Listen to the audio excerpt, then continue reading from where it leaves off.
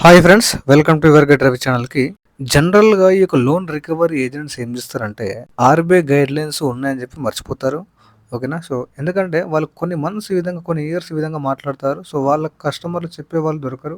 So కాబట్టి వాళ్ళు ఆ విధంగా గ్రాంటెడ్గా ఆ విధంగా మాట్లాడడం అనేది గ్రాంటెడ్గా తీసుకుంటారు వాళ్ళు. సో కస్టమర్స్ తోటి ఆ విధంగా మాట్లాడతారు. సో కాబట్టి ఆర్బీఐ గైడ్ లైన్స్ని బ్రేక్ చేసి మాట్లాడినప్పుడు సో ఏ విధంగా నేను కౌంటర్ చేసినా చూడండి. సో వీడియో చివరి వరకు చూడండి, చాలా ఇన్ఫర్మేటివ్గా ఉంటుంది. ఛానల్లో హోమ్ విజిటింగ్ చేస్తే రికవరీ ఏజెంట్ ఏ డాక్యుమెంట్లు క్యారీ చేయను, సో ఒక షార్ట్ వీడియో చేశాను, దాంట్లోనే రికవరీ కోడ్స్ ఎక్స్ప్లెయిన్ చేశాను. సో ఎవరైతే చూడలేదో సో వెళ్ళి చూడండి. హలో హలో చెప్పండి. Hello sir, good morning sir. Good morning అండి, చెప్పండి. అవును మేడం, చెప్పండి. ఎవరు మాట్లాడదు? థ్యాంక్ యూ సార్, నేను కన్ఫర్మ్ చేసినందుకు. నా పేరు Afreen sir, behalf of SBI card నుంచి కాల్ చేస్తున్నాము. ఓకే సార్, ఈ కాల్ వచ్చేసి క్రెడిట్ కార్డ్ డ్యూ పేమెంట్ గురించి. సార్, మీకు బిల్ అనేది every month 11th bill generate అవుతుంది, due date 3rd sir. Total outstanding balance 1,82,279 rupees అనేది ఉంది. మీ టోటల్ అమౌంట్ 24,696 రూపీస్ ఉంది సార్. లాస్ట్ జనవరి మంత్ పేమెంట్ ఇంకా పెండింగ్ లో ఉంది కదా సార్. ఈ మంత్ బిల్ కూడా జనరేట్ అయింది మీకు. దానికి ఇంకా డ్యూ డేట్ అనేది March 3rd వరకు టైం ఉంది కదా సార్. అట్లీస్ట్ మినిమం బ్యాలెన్స్ అని అరేంజ్ చేసి పే చేస్తారా సార్ ఇవాళ కానీ రేపు కానీ? ఆల్రెడీ మీరు మంత్ ఇస్తాం మేడం. సార్, మొన్న కాల్ చేస్తే 16వ తేదీన 20వ తేదీన కన్ఫర్మ్ గా పే చేసిన కమిట్మెంట్ ఇచ్చారు కదా సార్. ఇవాళ కాల్ చేస్తే మళ్ళీ మంత్ ఎండ్ అంటున్నారు. 26వ తారీఖు ఇస్తాం మేడం. మొన్న మీరు చెప్పిందే కదా 16వ తేదీన కాల్ చేయమన్నారు, 20వ తేదీన కన్ఫర్మ్ గా పేమెంట్ చేసుకుంటున్నారు. 4 days టైం ఇచ్చారు అప్పటికి మీకు.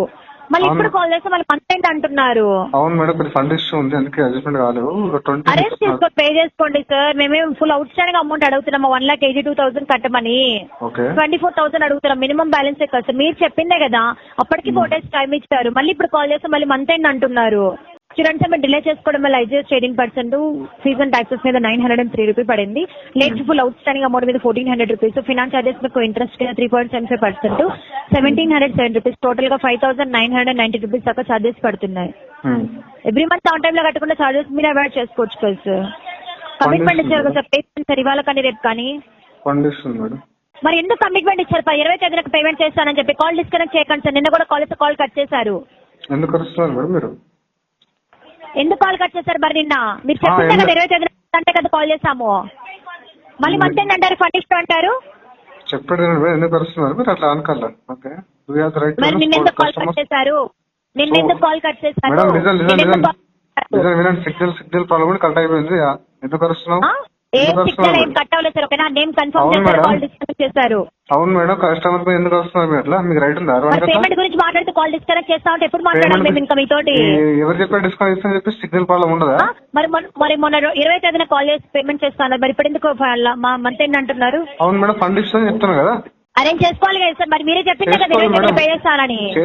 మీరు చెప్పిందే 16వ తేదీన కాల్ చేసి మీరు చెప్పిందే 4 రోజులు రికార్డింగ్ చేసుకుంటే మీరు చెప్పిస్తారా? తింటా మరి నేను మాట్లాడింది మీరు ఏంటంటే ఏం వినాలి చెప్పండి. ఏం చెప్తారు వినండి, చెప్పండి.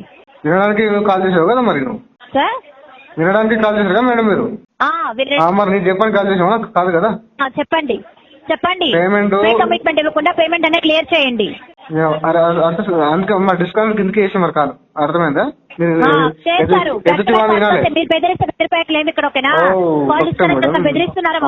అవును మేడం అదే చెప్పాను కదా. మీరు ఇట్లా customer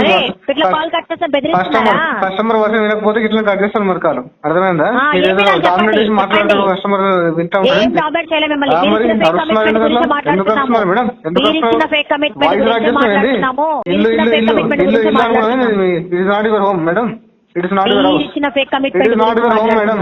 Don't try to raise your voice. వినండి. అరవకండి. ప్రయత్నం లేదు ఇక్కడ వస్తే మంత్ ఎండ్ 20వ తారీఖు పేమెంట్ చేస్తా, అప్డేట్ అదే చేసుకోండి. 26th of this month. మీరు చెప్పినట్టు మేము వినే క్లెయిమ్ ఇక్కడ. ఓకేనా, పేమెంట్ కట్టండి ఇప్పుడు. కట్టాలా? 20వ తేదీ అంటే 20వ తేదీ కాల్ చేయాలి, మళ్ళీ 26 అంటే 26 కాల్ చేయాలనా? మీరు ఉన్నాం సార్ ఇక్కడ. ఆర్డర్లు ఏం మాట్లాడే అవసరం లేదు కానీ ఇష్యూ నడుస్తుంది, కస్టమర్ చేసుకుని పేమెంట్ కట్టండి. ఓకేనా, ఫేక్ కమిట్మెంట్స్ ఇవ్వకుండా కాల్ లిఫ్ట్ చేసి ఫస్ట్ రెస్పాండ్ అవ్వడం నేర్చుకోండి. రెస్పాండ్ అవ్వడం మీరు మాట్లాడడం నేర్చుకోండి మేడం. మీరు టెలికాల్ మంచి మాట్లాడితే కాల్ రెస్పాండ్ అయ్యి మంచి మాట్లాడతారు. రెస్పాండ్ అయ్యి మీరు అరగంట సేపు అరుస్తా ఉంటే ఎవరు మాట్లాడారు మీతోటి? నిన్న వేరే మేడం కాల్ చేశారు, ఆ మేడం ఇలాగ మాట్లాడారు మీతోటి, ఇలాగే మాట్లాడారా? ఎందుకు వస్తున్నారు మీరు? నిన్న వేరే మేడం కాల్ మాట్లాడారు. ఫస్ట్ పేమెంట్ చేయండి, పేమెంట్ మాట్లాడండి. బీపీ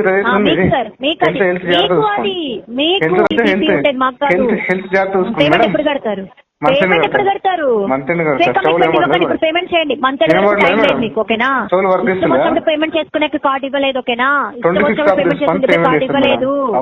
లేదు ఇవాళ అరేంజ్ చేసి పేమెంట్ చేయాలా? ఇవాళ కానీ రేపు కానీ అరేంజ్ చేసి పేమెంట్ కట్టాలా? కట్టాలి అరేంజ్ చేసి. అదే మేడం మీకు అరసే రైట్ లేదని చెప్తున్నాను. ఫ్యామిలీ మెంబర్స్ దగ్గర రిలేటివ్స్ దగ్గర అరేంజ్ చేసి పేమెంట్ అనేది రేపు సాయంత్రం ఎందుకు ఇవ్వరు? ఎంప్లాయీ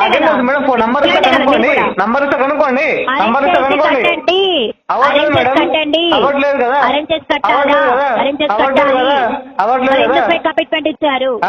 కమిట్మెంట్ చెప్పాలి. 16వ తేదీన కాల్ వస్తే 20వ తేదీన పేమెంట్ చేస్తున్నా చెప్పి ఎందుకు ఫేక్ కమిట్మెంట్ ఇచ్చారు? అవును మేడం, ఫండ్ వస్తుంది అనుకోని ఇచ్చాను, ఫండ్ రాలేదు, ఫెయిల్ అయిపోయింది. ఇప్పుడు కూడా అరేంజ్ చేయండి. 4 రోజులు అరేంజ్ అవ్వలేదా మీకు?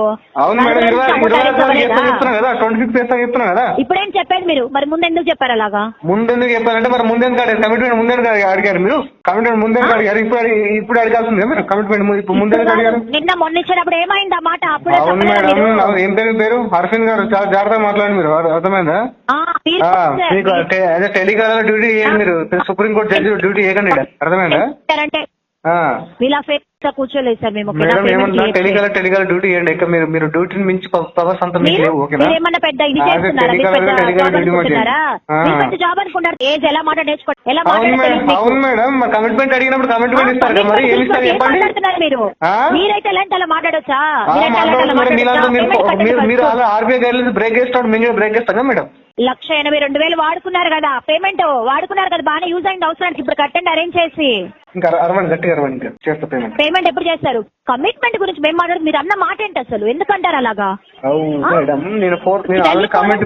టెలికాలర్స్ ఉండాలా? మీరేం వర్క్ చేస్తున్నారు? మీరు పెద్ద బయోలాజికల్ వర్క్ లో వర్క్ చేస్తున్నారా? చెప్పండి. నిజమే సార్.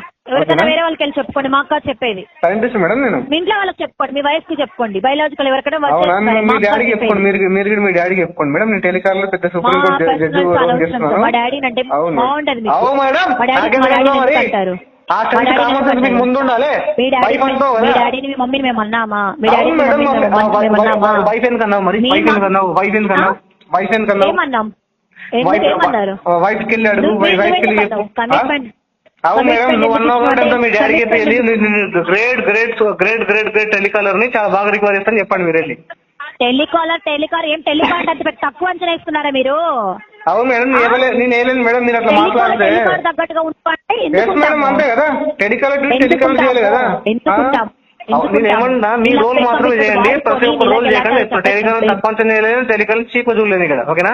కానీ మీకున్న రైట్స్ ప్రకారం మాట్లాడండి, ఎక్కువ మాట్లాడాలని చెప్తున్నా. అది ఎవరు మాట్లాడారు? అవును మేడం, మరి ఫోర్సెస్ రైట్ ఉందా మీకు? ఆన్ కాల్ ఫోర్సెస్ రైట్ ఉందా మీకు? ఆన్ కాల్ లో కస్టమర్ కి ఫోర్స్ చేసే రైట్ ఉందా మీకు? పేమెంట్ చేయండి ఫస్ట్. ఆన్ కాల్ లో ఫోర్స్ చేసే రైట్ ఉందా మీకు? కస్టమర్ కి చెప్పండి, సీదా చెప్పండి. ఆన్ కాల్ లో కస్టమర్ కి ఫోర్స్ చేసే రైట్ మీకు ఉందా యాజ్ టెలికాలర్ గా? చెప్పండి. ఉంది కాబట్టి చెప్తున్నాం. టెలికాలర్ తగ్గట్టు ఉండాలి కదా. ఎగ్జిక్యూటివ్ కాబట్టి ఎగ్జిక్యూటివ్ గానే ఉండండి. ఎలా మాట్లాడాలి మీకు తెలీదా? మీకు తెలుసా మేడం? మీ వైఫ్ వెళ్ళాడు, మీ ఫ్యామిలీ మెంబర్స్ వెళ్ళాడు, అలా చెప్తున్నావు కదా, మీకు తెలియదా మరి ముందు కస్టమర్ ఇట్లా మాట్లాడతారని చెప్పేసి? మాకు బాగానే తెలుసు. ఇలా ఫేక్ వాడుకున్న తర్వాత ఫేక్ కమిట్మెంట్ ఇవ్వడాలి మీలాగా మేము ఎక్కడ చూడలేదు సార్. అవునా? ఎక్కడ చూడలేదు మరి? నా ఒక్కని ఫస్ట్ అనుకున్నా మేడం ఫేక్ కమిట్మెంట్. మీ వైఫ్ కి చెప్పుకోండి, ప్రపోజ్ చేసుకోండి. మా వైఫ్ ఎందుకు వస్తుంది మేడం మధ్యలో? ప్రొఫెషనల్ గా మాట్లాడు. ప్రొఫెషనల్ వస్తుందా మేడం మధ్యలో? మీకు అబ్బా ఇప్పటిదాకా మాట్లాడినప్పుడు లేదా మీకు? ఏం మాట్లాడారు మరి? మా డాడీని ఎందుకు అన్నారు మీరు? మరి నా ఫ్యామిలీ ఎందుకు అన్నారు మీరు? ఫ్యామిలీ మెంబర్స్ ఎందుకు వచ్చారు? వాడుకుంటారా?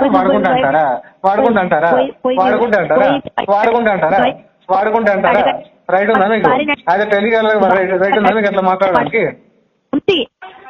టెలికాలర్ అన్నావు అనుకోండి సార్, మీరేం పని చేస్తారు అసలు? టెలికాలర్ అంటే నేను ఒకటి క్లియర్ అవుతుంది మేడం. టెలికాలర్ అంటే అదే హ్యూమిలిటీ చేసి మాట్లాడదు చెప్పడేనండి. నేను టెలికాలర్ ని తక్కువ అంచనా వేస్తలేను, చీప్ చూడట్లేదు, ఓకేనా. బట్ టెలికాలర్స్ కొన్ని రోల్స్ ఉంటాయి, వెరీ డిఫైన్డ్ వర్క్ ఉంటుంది, ఓకేనా. దానికి మించి మీరు బౌండరీస్ నుంచి వర్క్ చేయొద్దు. That is what I'm saying, ఓకేనా.